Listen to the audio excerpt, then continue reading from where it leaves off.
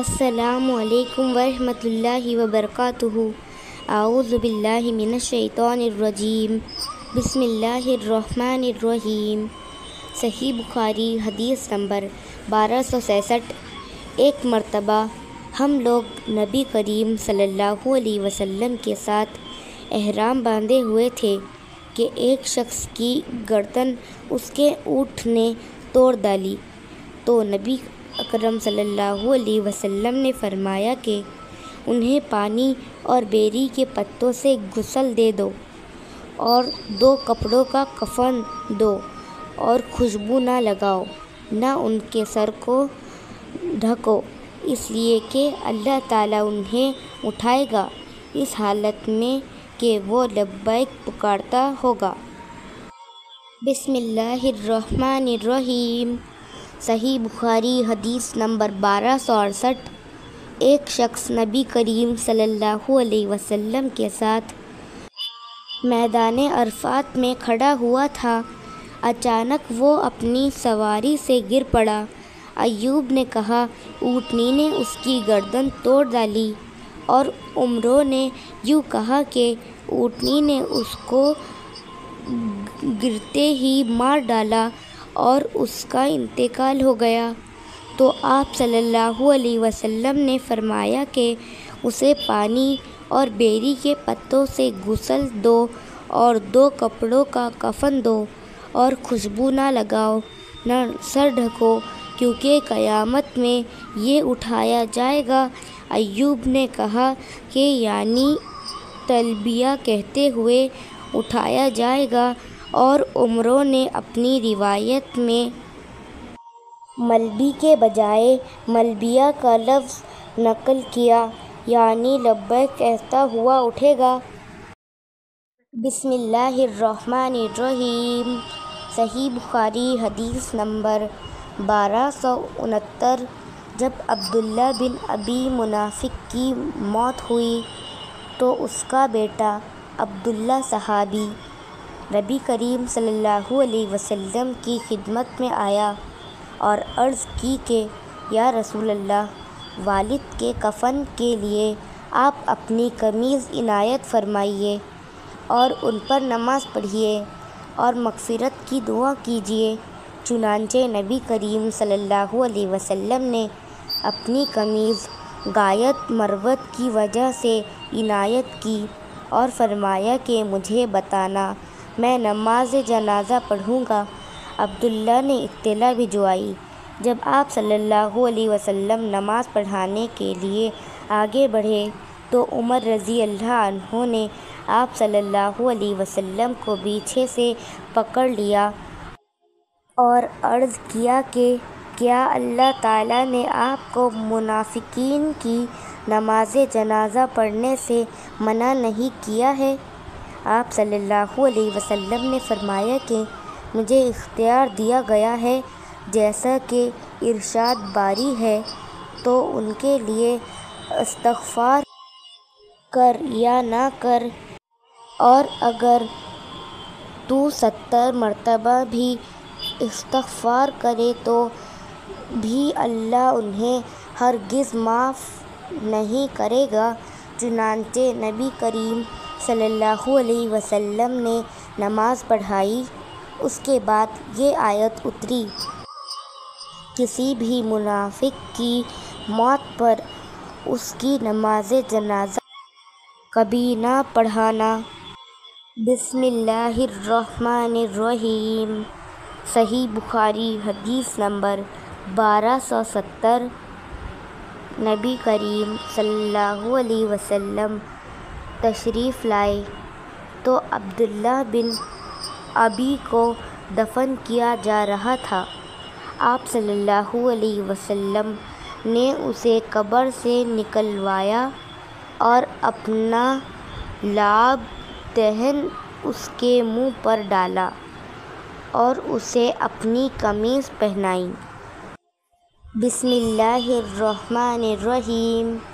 صحیح بخاری حدیث نمبر 1271۔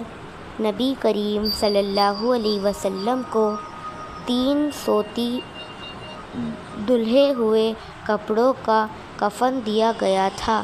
آپ صلی اللہ علیہ وسلم کے کفن میں نہ قمیص تھی اور نہ عمامہ۔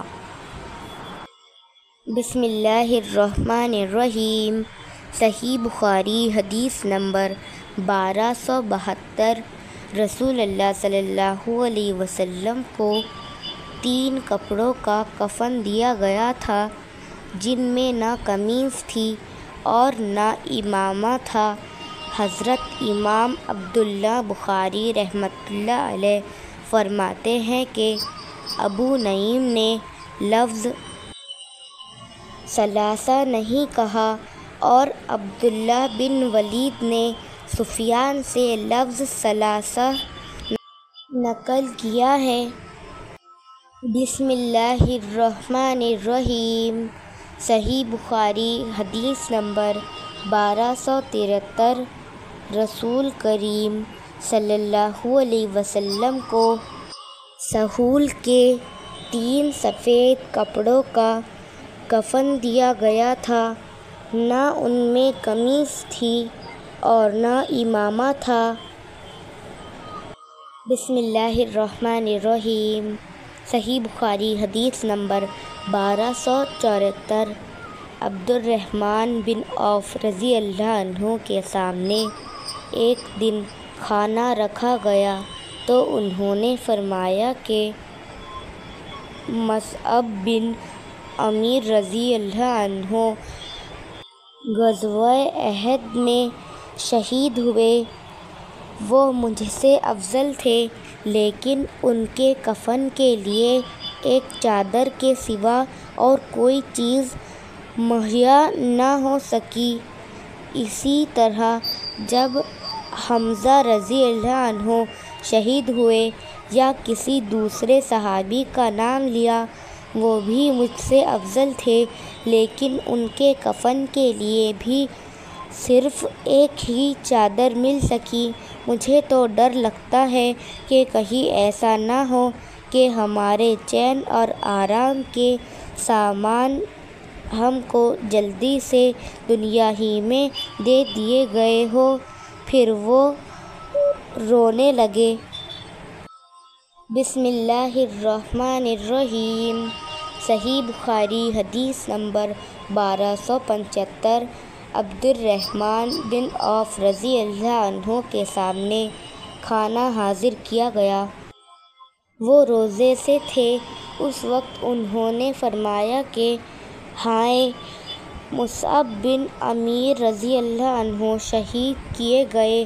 وہ مجھ سے بہتر تھے، لیکن ان کے کفن کے لیے صرف ایک چادر میسر آ سکی کہ اگر اس سے ان کا سر ڈھانپا جاتا تو پاؤں کھل جاتے اور پاؤں ڈھانپے جاتے تو سر کھل جاتا، اور میں سمجھا ہوں کہ انہوں نے یہ بھی فرمایا اور حمزہ رضی اللہ عنہ بھی اسی طرح شہید ہوئے۔ بعد دنیا کی کشادگی ہمارے لیے خوب ہوئی، یا یہ فرمایا کہ دنیا ہمیں بہت دی گئی اور ہمیں تو اس کا ڈر لگتا ہے کہ کہیں ایسا نہ ہو کہ ہماری نیکیوں کا بدلہ اسی دنیا میں ہم کو مل گیا ہو۔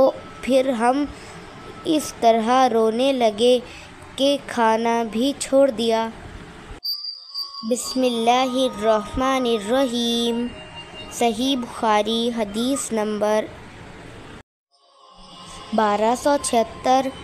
ہم نے نبی کریم صلی اللہ علیہ وسلم کے ساتھ صرف اللہ کے لیے ہجرت کی، اب ہمیں اللہ تعالیٰ سے اجر ملنا ہی تھا۔ ہمارے بعض ساتھی تو انتقال کر گئے اور اس دنیا میں انہوں نے اپنے کیے کا کوئی پھل نہیں دیکھا۔ مصعب بن عمیر رضی اللہ عنہ بھی انہی لوگوں میں سے تھے، اور ہمارے بعض ساتھیوں کا میوہ پک گیا اور وہ چن چن کر کھاتا ہے۔ مصعب بن عمیر رضی اللہ عنہ احد کی لڑائی میں شہید ہوئے۔ ہم کو ان کے کفن میں ایک چادر کے سوا اور کوئی چیز نہ ملی، اور وہ بھی ایسی کہ اگر اس سے سر چھپاتے ہیں تو پاؤں کھل جاتا ہے، اور اگر پاؤں ڈھکتے تو سر کھل جاتا۔ آخر یہ دیکھ کر نبی کریم صلی اللہ علیہ وسلم نے ارشاد فرمایا کہ سر کو چھپا دیں اور پاؤں پر سبز گھاس اذخر نامی ڈال دیں۔